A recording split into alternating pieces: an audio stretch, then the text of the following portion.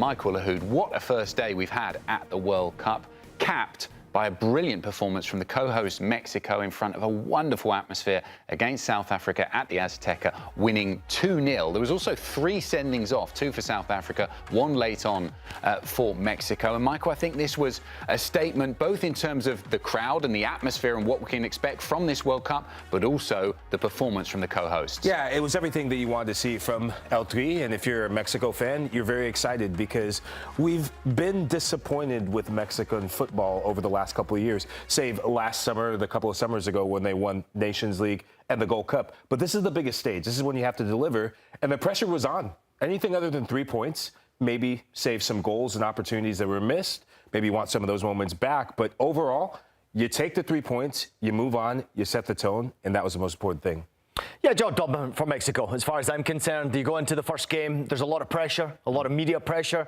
Supporters in Mexico are soccer crazy, right? They want to see their team, El Tri, win football games. And when it's the World Cup, with the great history that there is in Mexico with FIFA World Cup, this was a special occasion for everyone who's living in Mexico right now. Or if you're watching around the world and you're a Mexican national team fan, I'm not one of them, but I was very impressed with the performance from Mexico. And I do think that there's more to come from them. There was obviously an outstanding performance. Quinones scoring a goal early on settled the nerves. And I think everybody seemed to enjoy the occasion, except for maybe not South Africa. There was a wonderful reaction from Javier Aguirre, the head coach for Mexico, when that first goal went in. It was the first goal at the World Cup 2026, celebrating on the touchline. We can hear from him now, speaking after the final whistle.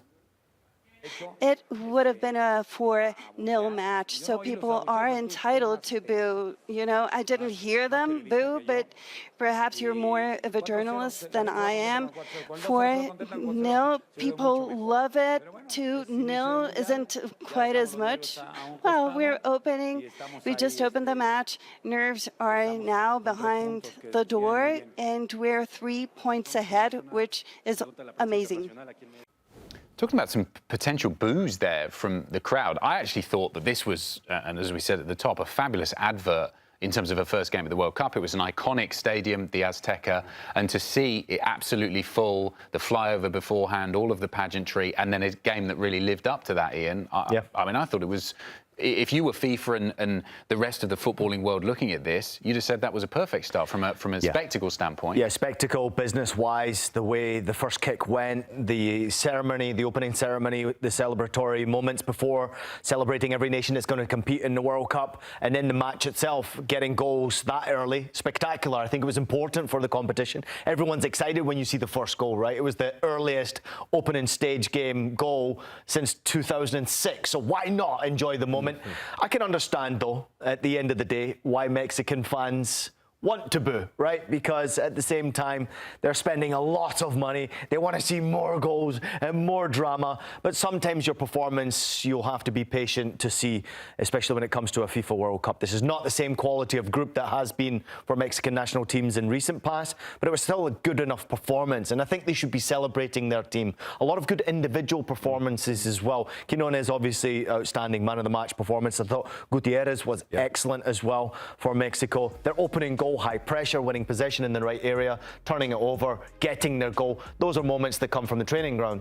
Yeah, it also comes from the defensive side of football matches. Mexico coming in with a great defensive track record. I think only conceded 2 goals in their last 9 matches under Vasco, which is exceptional. I know that sometimes you can read too much into friendlies, but there is this theme of being difficult to break down and being difficult to play against. And on the biggest stages, especially at the World Cup, that gives you confidence. Now, I can understand some of the frustrations from the fans on twofold. You mentioned that the lack of maybe that 3rd goal or 4th goal. Remember, South Africa had 2 men down. Yeah. The other one is, at a certain point, I think the fans wanted to see Gilberto Mora, it's not Brazilian, it's Mexican. Gilberto Mora, 17 years old, the 6th youngest player to ever debut at a FIFA World Cup. The game was crying out and begging for just someone to come in, entertain, and just put that extra stamp on this match. And you see the lineup, some good performers, especially from midfield to the front. I just felt like it was just missing that extra entertainment factor. I think it was missing that star quality. I think that's what the fans wanted, right? They're so used to having that star player when it comes to the FIFA World Cup, and over history it tells us that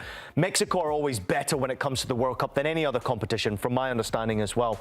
But the goal that they did score, that second goal, 9 of Mexico's 10 outfield players made contact on the ball before the ball ended up in the back of the net team goal. from Raul Jimenez. And by the way, it was in 34-second period, so the ball was moving fast. And I know there was an advantage of a player, but I still think that Mexico, the expectation will remain incredibly high. And it has to be, because that's what Mexican national team is all about. It's a religion to these supporters. A World Cup is a marathon, not a sprint. We've seen it in the past where a team plays beautifully in the first game and then it's like, right, we won the thing. Well, actually, no, you've got to go and follow it up with 2 good performances if you want to get out of the group. And then, obviously, the match is in the knockout phase. Do you think Mexico may have, Michael, peaked a little bit early? No, I think as the World Cup goes, the biggest thing they did tonight was they won the fans over. And maybe there's some boos, maybe there's still some doubters in the Mexican national team fan culture. It's part of what comes with it. You think of so many disappointments that have happened in World Cups past, where they start slow and then they find some way to just fumble the bag and crash out in the knockout round. This is a Mexico side, and I'm going to say this. We did our preview of just where teams are going to finish in the World Cup. This could be a groundbreaking moment for them, where they can get back to the levels that we haven't seen since 1986, where I think they can get to a quarterfinal. I really do. And they're going to have the sort of experience, depends on the draw, but they do have the players, they do have the fans, and they're going to be playing a bunch of their games in Mexico. You have the altitude, the fog, the fans. I mean, it's all in your favor. The biggest thing I took away from today, and Aguirre talked about it, it's so difficult when you're playing this opening match. The expectations through the roof. And sometimes we see it with world-class players. The jersey just weighs a bit heavy on them. It's funny. Today, I felt like they rose to the occasion. At different times, you saw a bit of the nerves, but overall, they met the moment. It's funny you say that, though, Michael, the opening game. This is now Mexico unbeaten in their last 8 opening games of a FIFA World Cup. They start well. It's about finishing and ending well. That's the biggest problem for this national team. And I think expectation is so immensely high from the supporters and the media, I would say. I would throw them into that category as well. They need to also understand that the only way I think Mexico has success at this World Cup, because probably they'll face England, that looks like it was most likely going to be the tie in Mexico City, by the way. The only way they do that is if they come together as a team collectively. And I think the supporters also play a massive role in Mexico's success as well. If they get behind this group of Mexican players, they'll be a better team. It was a great start for Mexico. Pretty terrible start from South Africa. Didn't score a goal, conceded 2, had a couple of players as sent off. Let's hear from their head coach, Hugo Broos, speaking post-match. I don't think it's a dropping standards of my player. It's just the fact that this level is much higher than whatever level you play in World Cup. You play against a good team. But I also have to tell you that we played a good game. I saw a desperate Mexico some moments in the game. They didn't know what to do with the ball. The organization was perfect defensively. At the other side, offensively, I think we have to improve. There were some opportunities that with the last pass or the running of our players was not the right one. So I think this is something to improve in the next days, and then I'm sure we can play the same game but being better offensively, that we'll have a better result also.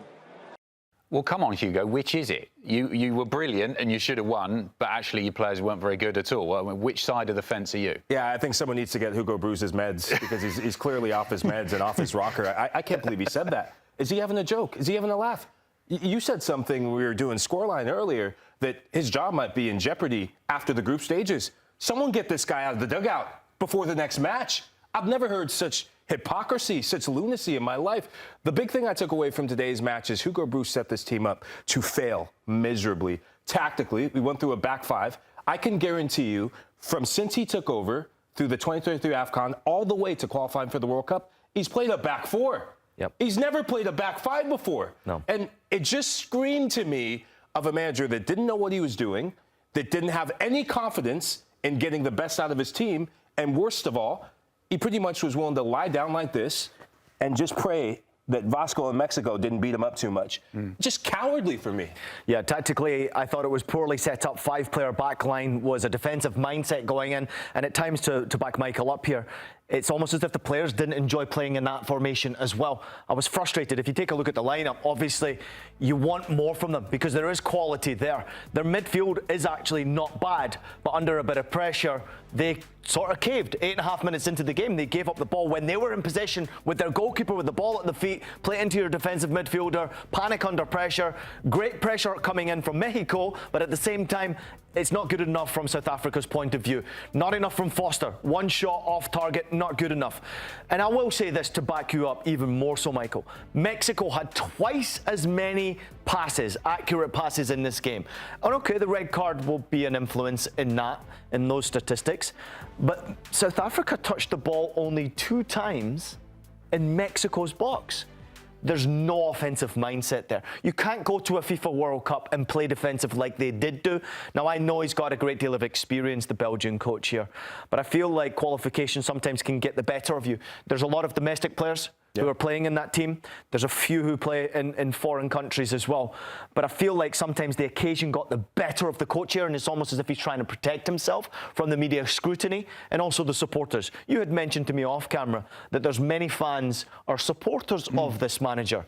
I find it hard to believe that many will be supporters after that type of a decision to go so much more defensive-minded. That's not good enough. Playing in a qualifier to get to the big stage, maybe you change your tactics. Yes, I can understand that. But you're at the big stage. You're not going to win it. Go play. Yeah. Let your players be free. You felt it. I felt it. It's the most important thing is to give your players freedom to go and compete. It's a FIFA World Cup. South Africa need to find something in their second game because it was not good enough in their first there against Mexico at the Azteca. We've got plenty more coming up for you here on Golazo Match Night. 48 nations. We'll see you in a couple of minutes after this short break.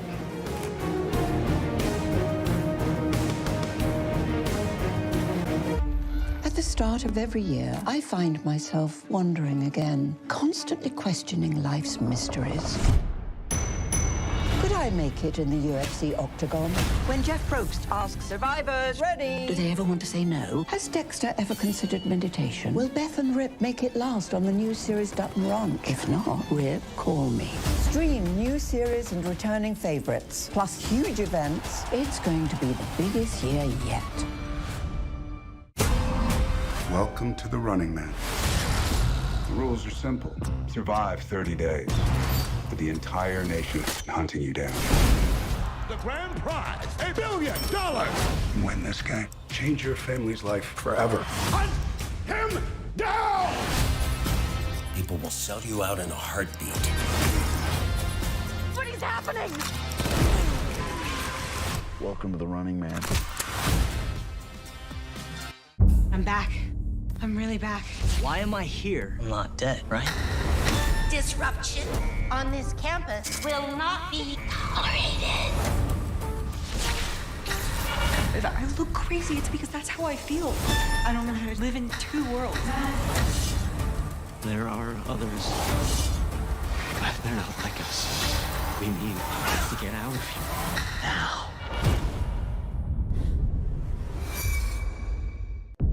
Open your eyes. Paramount Plus has a mountain of movies. Wow. New movies.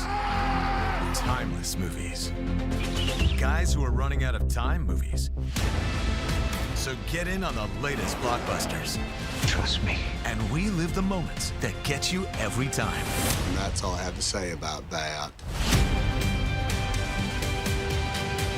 A mountain of movies, now streaming on Paramount Plus.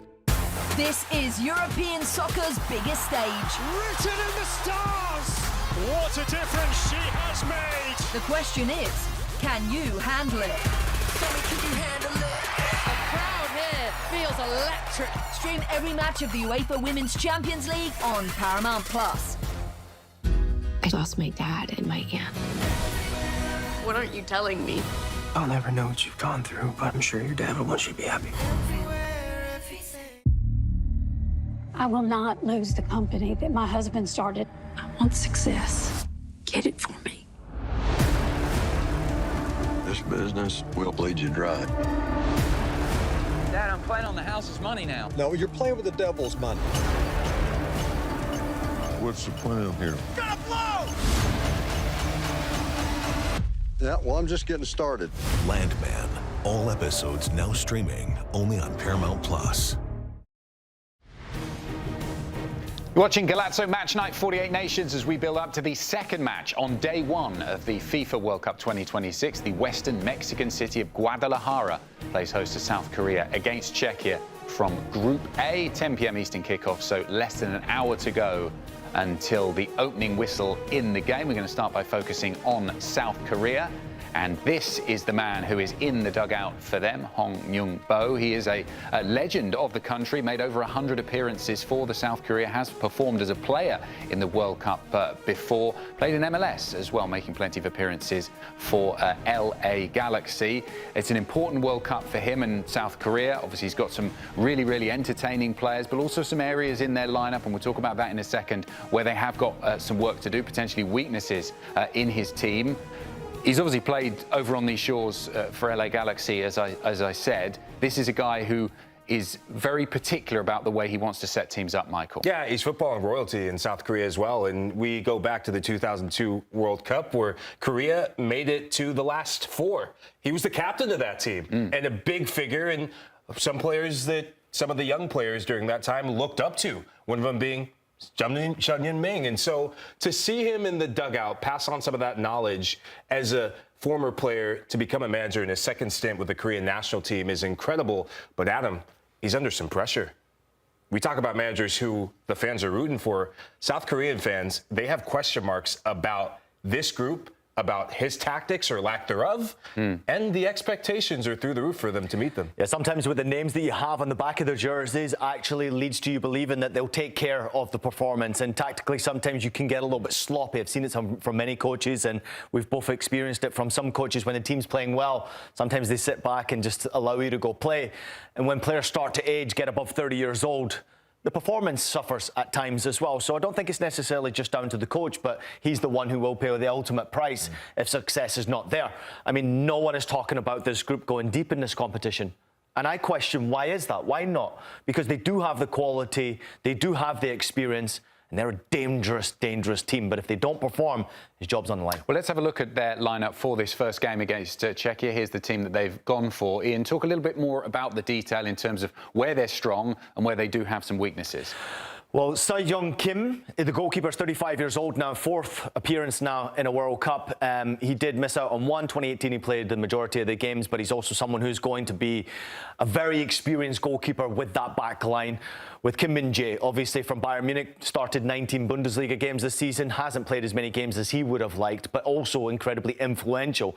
If you've been watching our network, obviously he's a player that can absolutely control a back line, but he can also sometimes lose control of his head and start bombing forward and forget the fact that his experience role should be to protect that back line. So I can see why they've gone with a tremendous amount of experience. There's many Lees who play in this lineup. Of course, Pike comes into that midfield. Adam, you'll know him from his time at Birmingham City. Very good, attack-minded midfielder. Creates a lot, but also shoots from random places, 35 yards, 20 yards out, sometimes a bit selfish. Nothing wrong with that, just boot it. Yeah, but he's got a bit of quality behind him, and actually playing for Birmingham, Tom Brady's team, obviously he's been really influential for them. Lee, obviously, Kang-in Lee is an incredibly talented player. He's one who I think is so celebrated already with what he's been able to achieve in the game, and rightfully so as well. And when you're at a club like Paris Saint-Germain, you deserve to be celebrated as well. And then we go, of course, go to Sonny. I mean, Son is a player who is a hero. He is royalty. He is someone who flies the flag. And at his age now, obviously competing in Major League Soccer for LAFC, he is someone who I think has made a perfect move to continue to keep himself motivated. There's an immense amount of Koreans in North America in Major League Soccer. The stadiums are full because of him. And I think he likes that pressure. But now you're playing in North America. Once again, it doesn't matter if you play in Mexico, Canada, or if you're playing in the United States of America. The South Korean fans turn up, and they turn up in their numbers, but there's also a great deal of expectancy. And I think at the end of the day, it falls on his shoulders. He has now 58 goals to chase for the national team. He's sitting on 56. 58's the national record. Could he eclipse that at this World Cup? That's the pressure. We'll have to wait and see. That's the South Korea lineup. Michael, let's have a look at the Czechia players when they go up against this team. You can sort of draw parallels between the two teams. They've got a great deal of experience, particularly in the midfield, some players who've played big roles in Premier League teams, but also some areas of weakness that perhaps South Korea are going to try and focus on. Well, it's just a miracle that they're even at this World Cup. You think of how their qualifying campaign started with a shocking performance against, dare I say, the Faroe Islands. Yep. The Faroe Islands. I'm not talking about European royalty. The Faroe Islands. So a managerial change had to come in, and Miroslav Kubik has really changed the footballing culture, showing that Czechia is not just a good place to drink beer. It's actually a good place to play football as well. I'm a big fan of Pilsners. But looking at the lineup, Mate Kovar, he is a former Bayer Leverkusen player, won the league with PSV recently this past season, won Xabi Alonso and that team went undefeated. He had to play backup at different times. This is the back line, and this is where the footballing culture has changed. In Ladislav Cherky, played for Wolverhampton, got relegated with Wolves this past season. He's actually the captain of the team, which is a big change because the pressure was all on Tomas Souček, who got relegated with Wolves. Well, some of the lack of leadership from Souček really was exposed. Now Cherky rewarded his manager by scoring in both of the qualifying playoff matchups against Ireland and Denmark. Now, the question mark is, how do you get goals at a World Cup? Well, there's enough quality in the front line. And Pavel Souček is one of the best young players in Europe that we're going to be talking about more and more. Plays his club football at Lyon. We're going to be doing an in-depth focus on him. But Patrick Schick, my word. Outside of Harry Kane, he's up there with Dennis Undav and just so many of the best strikers in the Bundesliga, obviously in Europe. Just a player, 22 goals last season, who's made for the big moments. They're a talented team. This is a real good team. I don't think anyone expects them to really cause problems, but that group right there, on paper, albeit not household names, talented. There are obviously some real, and we'll talk about this a little bit later on in the show, some real legends of Czech football going back in the history. They've won the Ballon d'Or a couple of times. Stick around to find out who those two players were. But this is an immensely proud footballing nation who has perhaps punched above their weight in terms of the size of the nation at World Cups in the past. Is there an expectation that maybe this group of players has an opportunity to surprise them, Michael? Well, this is a group that you definitely cannot underestimate. You see two nations that paid the price, maybe less so the Republic of Ireland, but Denmark certainly underestimated them, especially given the opportunity that they had. They, in my opinion, they can be the party spoilers in Group A. They can be the team. There's enough quality. There's enough character within this group. I think they can go toe-to-toe with Mexico and maybe shock them top of the group. But you have to get out the gate and get 3 points maximum and set the tone against Korea. Top of the group is a big ask, especially when you're going up against one of Asia's top nations. So this might be their cup final before you can then start to think about that Mexico game. So I'm really intrigued to see how they really handle it, and I'm looking forward to seeing Pavel Souček in particular. I think he could be one of those players that right now no one's really talking much about, that everyone could be talking about come the end of the group stage. OK, time for a short break here on Golazo Matchnight. 48 nations. We've got plenty more coming up for you after the break as we build up to this big game between Czechia and South Korea in Guadalajara. At the start of every year, I find myself wondering again, constantly questioning life's mysteries. Could I make it in the UFC octagon?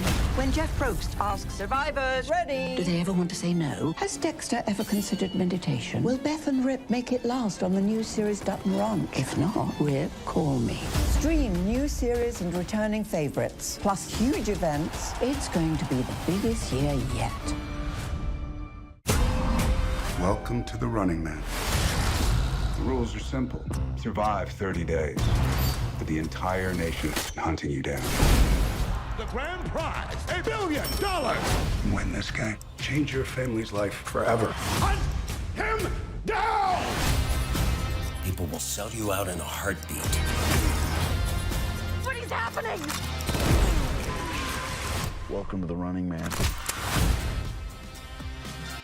I'm back. I'm really back. Why am I here? I'm not dead, right? Disruption on this campus will not be tolerated. If I look crazy, it's because that's how I feel. I don't know how to live in two worlds. There are others. They're not like us. We need to get out of here now. Open your eyes.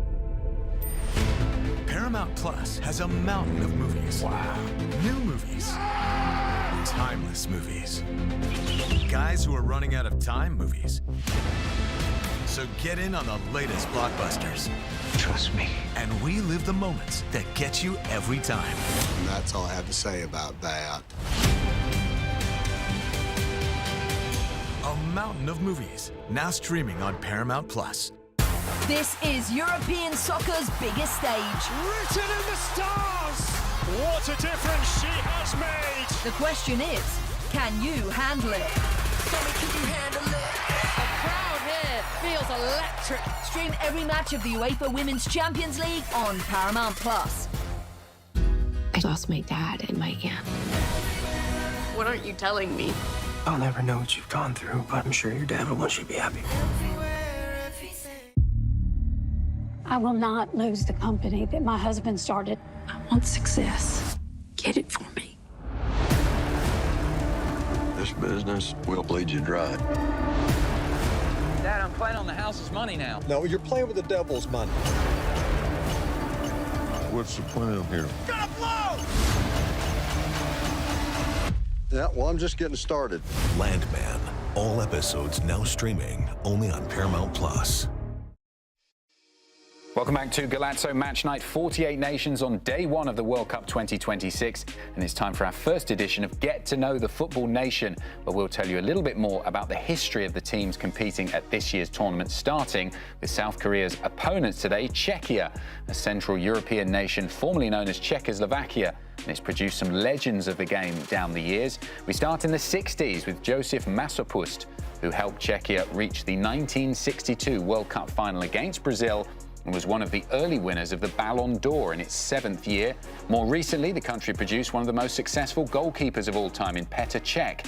He's also the most capped player in Czech history with 124, and won the Champions League, of course, with Chelsea back in 2012. Cech played with another famous Czech during his time at Arsenal, the Little Mozart as he was known, Tomáš Rosický. The skillful midfielder captained his country at the 2006 World Cup and also played for Borussia Dortmund and Slavia Prague in club football. And finally, there's been one other Czech Ballon d'Or winner. Who can forget Pavel Nedved? He lit up Serie A with Lazio and Juventus and was an ever-present for his country at World Cups and European Championships, making almost 100 international appearances. Well, if anyone's playing a drinking game, see how many times I could say the word Czech in about 2 minutes there. They'd be absolutely hammered by now. Who's your... and I think we do not say this lightly. This is a small nation who's produced some really, really, really good players down the years. Who's your favourite from the list we picked there? I mean, my history goes back to originally Patrick Berger and Karol Poberski. There were two players that stood out, obviously, in Euros and FIFA World Cup, where we obviously saw the chip goal from Poberski who ended up at Manchester United. Sir Alex Ferguson turned by 1 goal, by the way, which rarely happens. And then Berger obviously went on to have a tremendous amount of success at Liverpool. One player that wasn't necessarily mentioned or celebrated as much, Jan Koller, was someone who was huge in the Bundesliga, all-time leading goal scorer for the nation.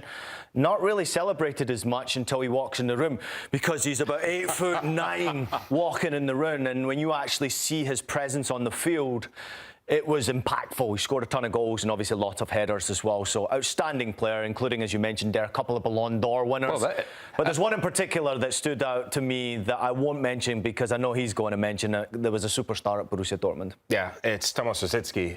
I mean, I remember watching him for Borussia Dortmund in the Bundesliga. And before he made this move to Arsenal, I don't think people really got to know the potential he could have gotten to. At a certain point, Ian, and maybe you can back me up on this, I really thought he was going to be in the next Ballon d'Or conversation at a certain point in his career. Watching him with Borussia Dortmund, he was nicknamed the Little Magician. Little Mozart. He was a wizard on the ball. Just some of the passes he could see. And you mentioned Jan Koller, the 2006 World Cup against the United States. The U.S. didn't know if they were coming or going. He played them off the park, and it's just amazing to see. I talk about football heritage, just the quality in Czech football. Consistent. It's been passed down the line. Do you know, with him in particular, I actually think Rosicky was better at Borussia Dortmund than he was at Arsenal. I know injuries crept into his game there. Obviously, Adam, you would have watched him play in person. But watching him play at Borussia Dortmund was exceptional. Obviously, the Ballon d'Or, I mean, Pavel Nedved is just an absolute hero, right? He's an icon, still involved in the game in many ways, sometimes on the business side, sometimes questionable with the business decisions that are being made. Another one that comes to mind is Vladimir Smicer. Yes. Remember him? Champions League winner for Liverpool Football Club as well. The names roll off and as you can see here, another great graphic here from SofaScore, only 9 nations have got more than 2 different Ballon d'Or winners from the same country. So and it's a smaller nation. Yeah, that's exactly what I mean. That's what I was saying at the top. This is a country. Obviously, we're going back to the '60s for Masopust, and he made a World Cup final playing against a great Brazil side.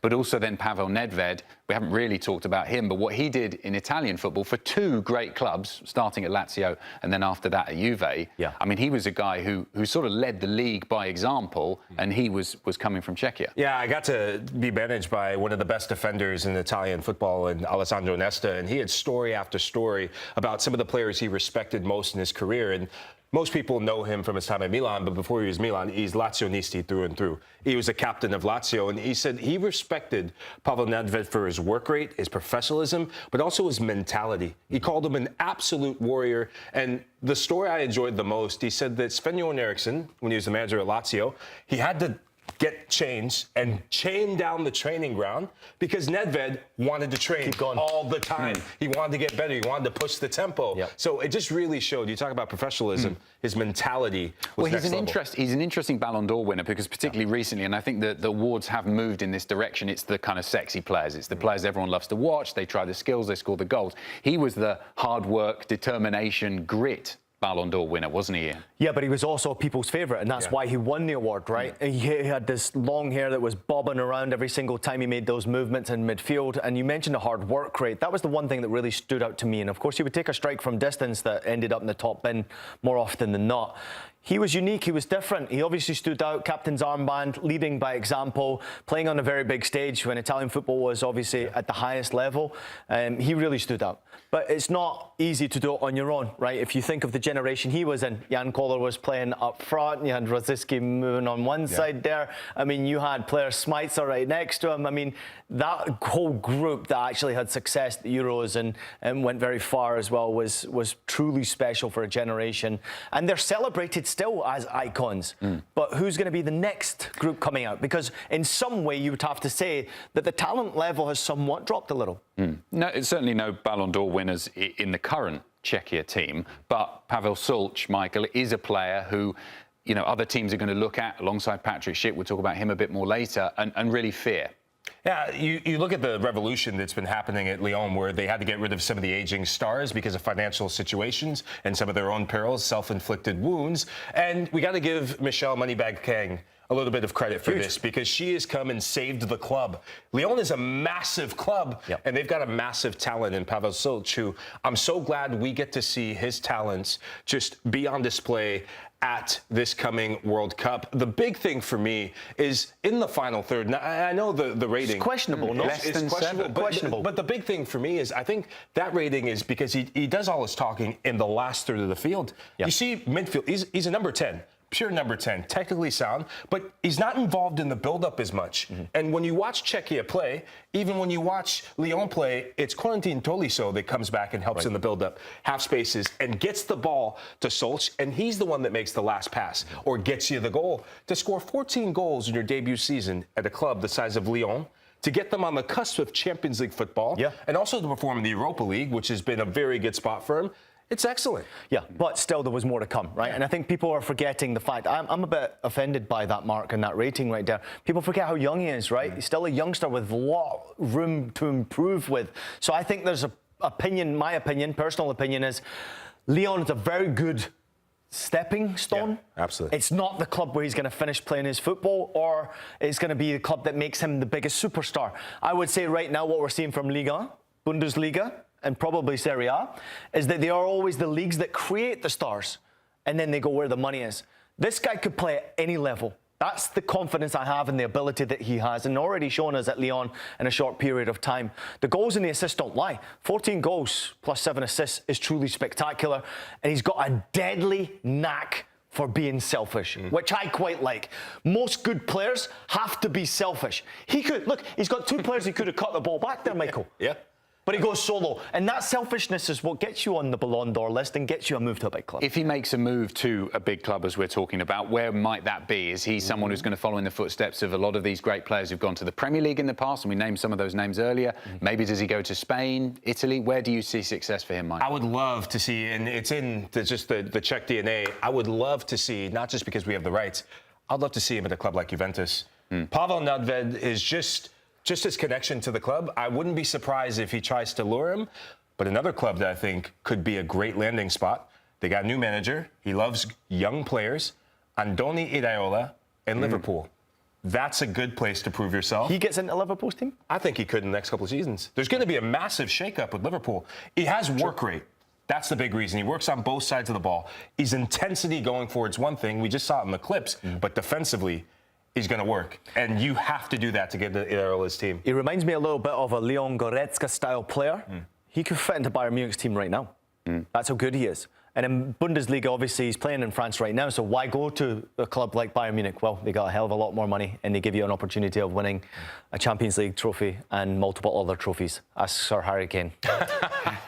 Well, he's just going to be one of the big-name players we're going to be seeing in this second game of the World Cup 2026. Stay with us here on Golazo Match Night, 48 nations, as we build up to South Korea against Czechia. Less than 25 minutes to go until kickoff.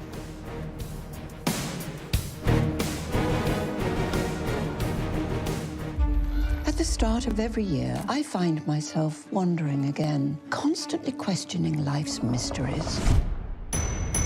Could I make it in the UFC octagon? When Jeff Probst asks survivors, ready? Do they ever want to say no? Has Dexter ever considered meditation? Will Beth and Rip make it last on the new series Dutton Ranch? If not, Rip, call me. Stream new series and returning favorites, plus huge events. It's going to be the biggest year yet. Welcome to the Running Man. The rules are simple. Survive 30 days. But the entire nation is hunting you down. The grand prize, $1 billion. Win this game. Change your family's life forever. Hunt him down! People will sell you out in a heartbeat. What is happening? Welcome to the Running Man. I'm back. I'm really back. Why am I here? I'm not dead, right? Disruption on this campus will not be tolerated. I look crazy. It's because that's how I feel. I don't know how to live in 2 worlds. There are others. But they're not like us. We need to get out of here now. Open your eyes. Paramount Plus has a mountain of movies. Wow. New movies. Timeless movies. Guys who are running out of time movies. So get in on the latest blockbusters. Trust me. And we live the moments that get you every time. And that's all I have to say about that. A mountain of movies, now streaming on Paramount Plus. This is European soccer's biggest stage. Written in the stars! What a difference she has made! The question is, can you handle it? Can you handle it? The crowd here feels electric. Stream every match of the UEFA Women's Champions League on Paramount Plus. I lost my dad and my aunt. What aren't you telling me? I'll never know what you've gone through, but I'm sure your dad will want you to be happy. I will not lose the company that my husband started. I want success. Get it for me. This business will bleed you dry. Dad, I'm playing on the house's money now. No, you're playing with the devil's money. What's the plan here? Gonna blow! Yeah, well, I'm just getting started. Landman. All episodes now streaming only on Paramount Plus.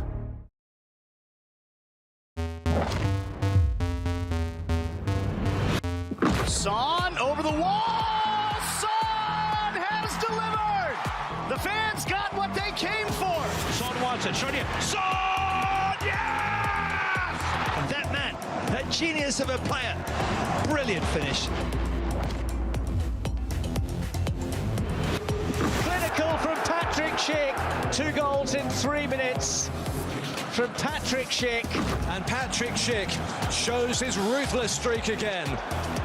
Off the studs and inside the post for the Czechia striker. Welcome back to Golazo Matchnight, 48 nations as we build up to South Korea against Czechia. Both teams with some star players, none more so than Son Heung-min for South Korea, flying the flag. He is the captain, and he's the player that they're going to be looking to add to that tally of 56 career international goals. Can he set the record? He needs to get to 58. 59 would be a new record for his country. As for Czechia, well, they've got Patrick Schick scoring the goals up front. He's got 26 in 53 caps in his international career, and this is his first World Cup. We'll get to Schick in just a second, but Michael, we're going to start with a little focus on Son Heung-min. Yeah, it's incredible to see the older he gets, the more he just reinvents his game, because we're used to seeing him be a runner. When he was at Tottenham Hotspur, he was definitely the runner in the channels and the person getting in transition on the end of plays. Now at LAFC, he's 33, but he's still finding ways to impact games. This is against Orlando City. He had 4 assists on this. Son, not here, but there. But it's about how you commit players. Orlando City has 4 defenders, all locked on him.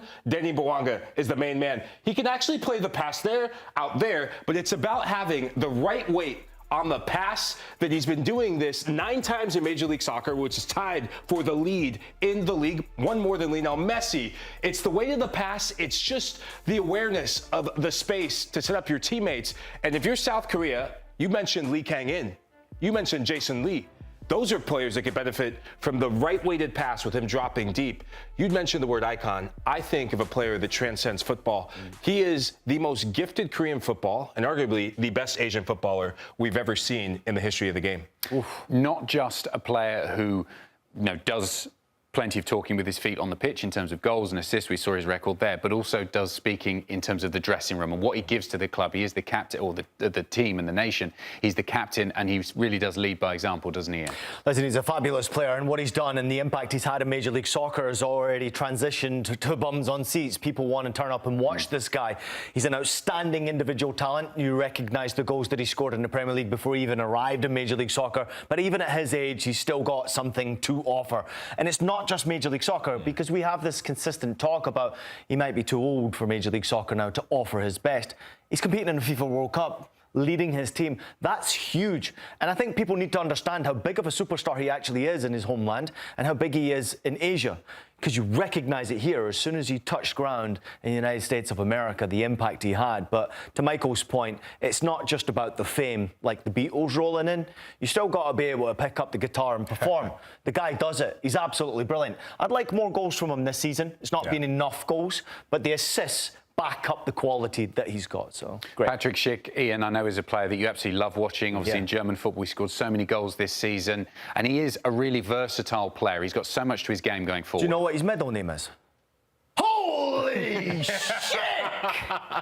What a player. I mean, listen, this is against Benfica in the Champions League this season. The movement off the ball. Anytime a goalkeeper makes a save, what do? Get back up on his feet, alert and aware, always putting himself back into a goal-scoring position. Look how quickly he reacts. It's that turn of pace over a short period of time. The guy's movement off the ball, recognising which quality is around him. Grimaldo, we've talked about him so many times, Michael, and the quality he possesses. Picking up possession of the ball, wonderful left foot. Where's the run? So the run is excellent. The finish is good, not good enough because the keeper makes a save, but be alert, be aware. So he showed already quality on the left foot, quality with the header right there.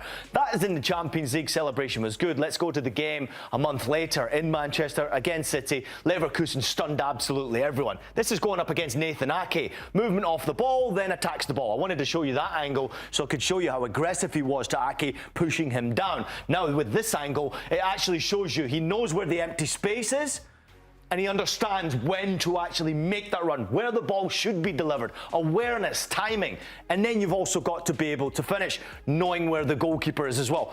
Little redirection into the other corner. That's an excellent finish. But he did score one unbelievable goal that was nominated for a Puskás goal. We can't show it to you because it breaks the rules. Plus, Scottish fans don't want to see it anymore.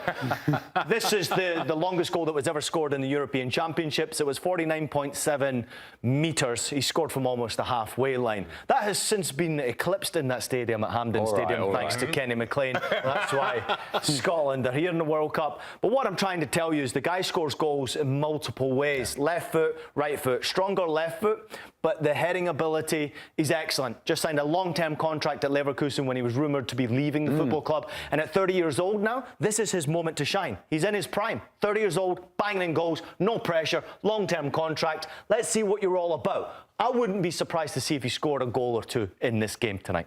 A great stat at the bottom there. Only Harry Kane, who scored 7, has outscored Patrick Schick, who scored 6 in his last 2 Euros. So he's proven, not the World Cup level, but also in big European competitions, that he can perform for his country. Yeah.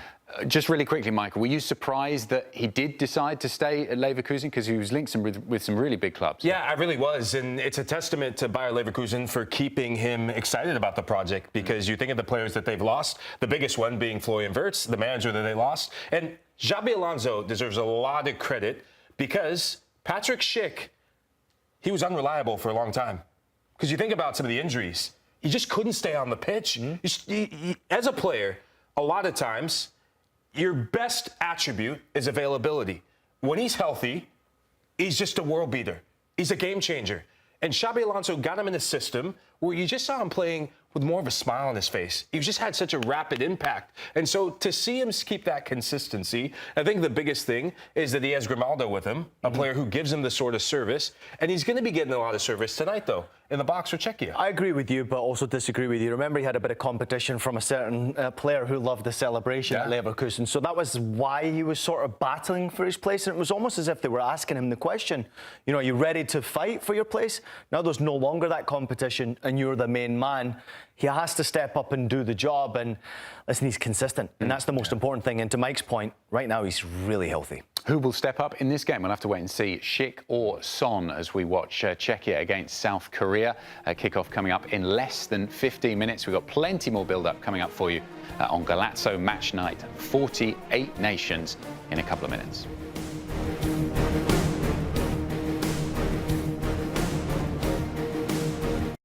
At the start of every year, I find myself wondering again, constantly questioning life's mysteries. Could I make it in the UFC octagon?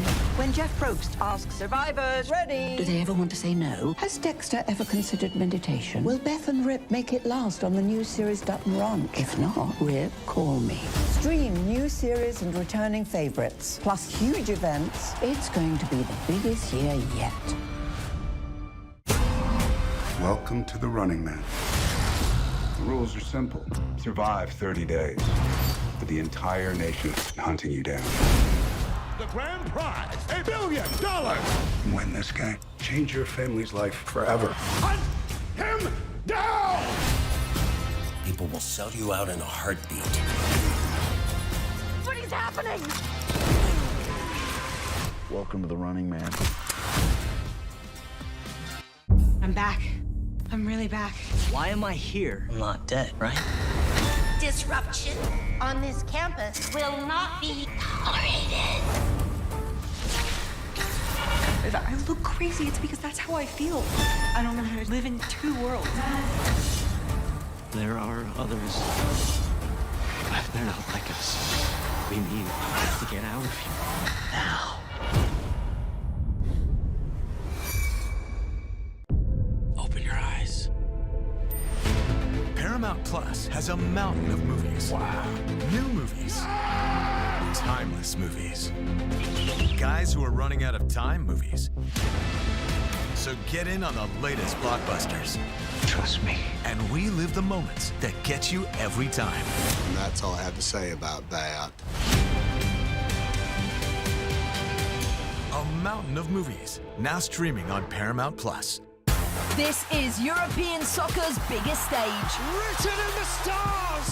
What a difference she has made! The question is, can you handle it? Tell me, can you handle it? The crowd here feels electric. Stream every match of the UEFA Women's Champions League on Paramount Plus. I lost my dad in my camp. What aren't you telling me?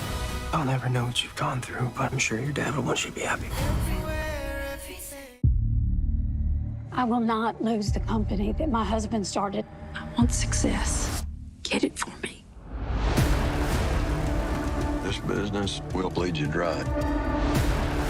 Dad, I'm playing on the house's money now. No, you're playing with the devil's money. What's the plan here? Gotta blow! Yeah, well, I'm just getting started. Landman. All episodes now streaming only on Paramount Plus.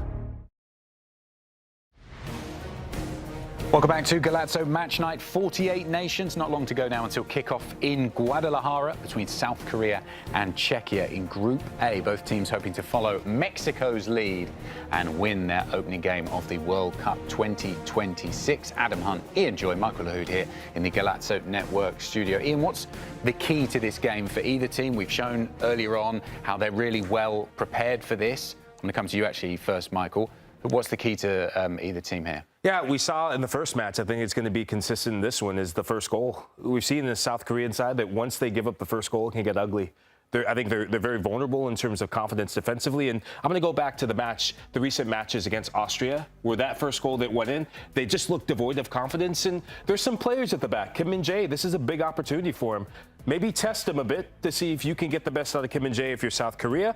But if he's vulnerable, which he's looked at times for Bayern Munich and the Korean national team, then it could be a long night to remember for him. Set piece battles. This game is going to be won or lost by set pieces. For Czechia, it's their biggest strength. In my opinion, they're one of the best set-piece sides in this whole tournament. You have some of the biggest players and the tallest players that have to rise to the occasion. And for South Korea, there's a physical mismatch that might be exploited. How Korea can win this match, though, is in transition. Transition's a difference maker at the highest level. And I think we could see that on display today. And that's why I highlighted Son dropping in as a deep-lying playmaker and then getting runners in off the ball and beyond them. But for Korea, you have to take your opportunities. Ian, Michael's given his 3 key battles there. What are your 3 bets that we can look out for in this game? I'm getting a sense that Michael's leaning towards Czechia actually getting the result here. I'll ask him that question in just a minute. And I'm going to tell you which way I'm leaning by some of the bets and plays that I'm going with in this competition. Son Heung-min, 2+ shots on target, +165, grabs my attention first and foremost. He doesn't have to score, just needs 2 shots or 2 or more shots on target in this game to hit +165. I'll take that, thank you very much. All of these bets are plus numbers as well, which I absolutely love. Both teams to score, plus no draws, currently sitting at +160. Basically, what I'm looking for is both teams getting on the score sheet here, but the game not to end up in a draw. And I think that's where I'm leaning as well, because my final play here would be South Korea on the money line, currently sitting at +165. I'm leaning heavily on South Korea getting the job done here, Adam, to answer your question. I think that Heung-min Son is going to be a superstar in this competition. This will be his last opportunity, his last hurrah to entertain us all. And in this group, I think there's goals out there for him. I'm not convinced about this Czechia backline, and I think that's where he's going to thrive. To Michael's point, it might be more on the assist side, but I'm actually leaning on him up top being the main man. We're all about the right to reply on this show, Lahoud. So you've heard what Ian said there about why he thinks that South Korea might have an opportunity. Obviously, there's the fact that Son Heung-min wants to do it in what will probably be his final World Cup. What makes you side with Czechia? Yeah, I just think Czechia has more players in form coming into the World Cup. We talk about football being played on paper. There's some players in this South Korean side that, on paper, sensational. But they haven't played many minutes for their club teams. And sometimes you can say, okay, they might be the fresher of the players, but for me, I'm not buying that going into a World Cup. I don't see any impetus or belief or confidence in the front line for South Korea outside of Son that leads me to believe that they're not going to give up a goal or not concede. Defensively, that is where I think, even if they get the first goal, I think defensively they're liable to concede. And if you blow the lead of your South Korea, right now, the mood in the camp, the uncertainty around the manager, I just have question marks about what direction this program's going in. Ian, how much does the first game, the game we saw earlier, and the performance from Mexico, the statement of intent, as we said, impact these two teams and how they'll feel going into it. Can you imagine they've been watching that first game and the atmosphere and the anticipation will be building now and amongst the group. Getting out onto the pitch is going to be a spectacular feeling. So I do think that both of these teams will be eager. They'll be desperate to get out there. That's where discipline comes into play. You have to be very smart, understanding. We just saw 3 red cards in a single game, the opening game of the World Cup. You've got to be very careful how you handle that. I think the talking point coming out of this game will be more about goals than it will be anything else. Mexico winning by only 2 when they were going up against players who had multiple players sent off, a team with multiple players sent off. I think that both of these nations know that they need to win and they need to score goals to really have a good possibility of going through in this group. Both teams will actually believe that. And as you can see, it's very difficult to predict. Michael's gone one side with Czechia, I'm going to South Korea. It's really up for debate. It's about who starts better, who gets that first goal, who makes the first mistake. Is there a discipline issue? Do we see a red card in this game? The small details will count here. Yeah, this is an interesting one as well because of the fact that it's being played in Guadalajara. You know, if this game had been in LA, for example, there would have been a huge amount of South Korean fans. Obviously, the fact that Song Heung-min is playing there, the big South Korean community that lives in that city. But this is, I guess, a more of a neutral venue for both of them. So it's not going to be like we saw in the opening game where... Whoa, Adam. No? I went to a game in Foxborough, actually called the game, when he played his first away game in Major League Soccer. And let me tell you, the numbers turned up massively. And they will be there in Mexico. Yeah. I think they turn up regardless, no matter where they are. You think of all your heroes right now, in this group are still heroes. They are massive heroes. Their fans will find them no matter where they play. So they will have a lot of support behind them, probably paying extortionate prices to even get to the stadium, let alone the ticket prices. I think this is a moment where the team has to really repay their fans. We're running out of time. Producers getting twitchy fingers. Prediction, what's the scoreline going to be? I think Czechia 2-1. Set pieces will be the difference maker. Patrick Schick, you said, will score. Pavel Soch will get the other. Listen, as much as I love holy South Korea. Heung-min Son, I think, equals the national record in this game. I'm bagging 2 goals for him today. And I do think that we see 1 goal from Czechia as well. So 2-1 or 3-1 to South Korea. One thing's for sure, I think it's going to be a really close game. It's hard to call, as we've said throughout the show. Thanks for watching Golazo Match Night. 48 nations. Enjoy the game, the second one of the World Cup 2026. We will keep you right up to date across our network throughout the evening.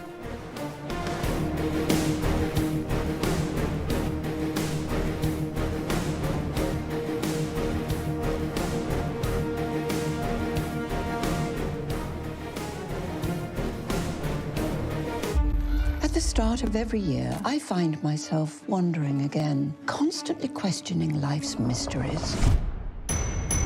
Could I make it in the UFC octagon? When Jeff Probst asks survivors, ready? Do they ever want to say no? Has Dexter ever considered meditation? Will Beth and Rip make it last on the new series Dutton Ranch? If not, Rip, call me. Stream new series and returning favorites, plus huge events. It's going to be the biggest year yet. Welcome to the Running Man. The rules are simple. Survive 30 days. But the entire nation is hunting you down. The grand prize, $1 billion. Win this game. Change your family's life forever. Hunt him down!